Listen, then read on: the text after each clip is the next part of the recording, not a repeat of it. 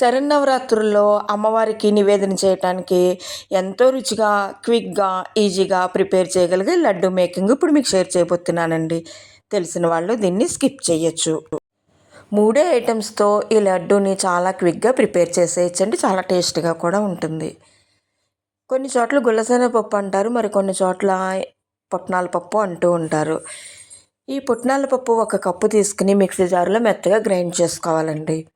ఏ కప్పుతో అయితే శనగపప్పును తీసుకున్నామో అదే కప్పుతో 3 వంతులు పంచదార తీసుకుని పంచదారను కూడా మిక్సీ జార్లో మెత్తగా గ్రైండ్ చేసుకుని ఈ 2 పౌడర్లని బాగా కలుపుకోవాలి. ఈ 2 పౌడర్లని బాగా కలుపుకున్న తర్వాత ఏ కప్పుతో శనగపప్పును తీసుకున్నామో అదే కప్పులో పావు కప్పు ఆవు నెయ్యిని వేడి చేసుకుని ఈ మిశ్రమంలో పోసి బాగా కలుపుకుని లడ్డూ చుట్టుకోవటమేనండి. ఈ లడ్డూకి టేస్ట్ అంతా కూడా ఆవు నెయ్యి వల్లేనేనండి. అమ్మవారికి నివేదన చేస్తాం కదా, ఆవు నెయ్యితోనే దీనికి రుచి.